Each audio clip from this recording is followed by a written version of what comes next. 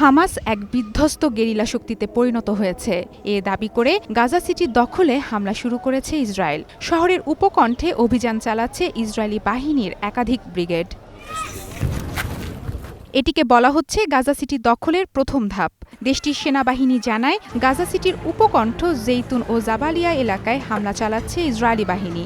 জেইতুনে 2টি ব্রিগেড এবং জাবালিয়া এলাকায় একটি ব্রিগেড অভিযান পরিচালনা করছে। দাবি করা হচ্ছে এটি প্রাথমিক অভিযান ও আক্রমণের প্রথম ধাপ। এর আগে এই অভিযানের অনুমোদন দেয় ইসরায়েলের প্রতিরক্ষা মন্ত্রী ইসরায়েল কাটজ, যাতে বলা হয় গাজা সিটিতে স্থল অভিযানে নিয়মিত সেনার পাশাপাশি প্রায় 60,000 রিজার্ভ সেনাকেও ডেকে পাঠানো হয়। তবে সেপ্টেম্বরের আগে তারা দায়িত্বে যোগ দেবে না বলে জানানো হয়। ইসরায়েলি প্রতিরক্ষা বাহিনীর দাবি, হামাসের শক্তি অনেকটাই ভেঙে পড়েছে। গাজা সিটিতে তাদের আস্তানা গুঁড়িয়ে দিতে জোর তৎপরতা শুরু করেছে ইসরায়েলি বাহিনী। অভিযানে এরই মধ্যে একটি অস্ত্রভর্তি সুড়ঙ্গ পথ খুঁজে পাওয়ারও দাবি করা হয়। আমরা গাজা সিটির উপকণ্ঠে অবস্থান নিয়েছি। হামাস এখন এক বিধ্বস্ত গেরিলা শক্তিতে পরিণত হয়েছে। গাজা সিটিতে তাদের উপর আক্রমণ আরও জোরালো করা হবে। হামাসের পক্ষ থেকে 60 দিনের যুদ্ধবিরতি প্রস্তাবে সাড়া না দিয়ে গাজা সিটিতে এই তীব্র ও নির্বিচার হামলা চলছে। বাড়ছে প্রাণহানিও। যদিও ক্ষয়ক্ষতি কমাতে গাজা সিটির বাসিন্দাদের আগেভাগে সরিয়ে নেয়ার ব্যবস্থা করা হবে এমন ঘোষণা দিয়ে রেখেছিল ইসরায়েল।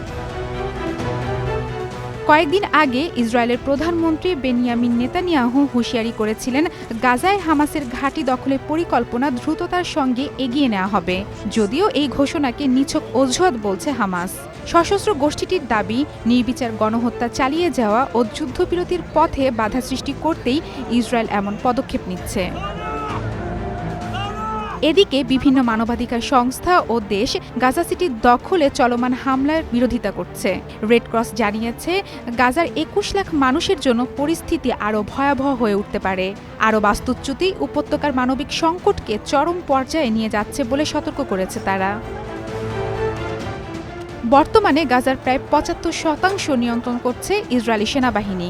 গাজা স্বাস্থ্য মন্ত্রণালয়ের তথ্য মতে গত প্রায় 2 বছরে ইসরায়েলি হামলায় 62,000-এর বেশি ফিলিস্তিনি নিহত হয়েছেন। নিহতদের অধিকাংশই নারী ও শিশু। মারফুয়াতুন রুচি, স্টার নিউজ।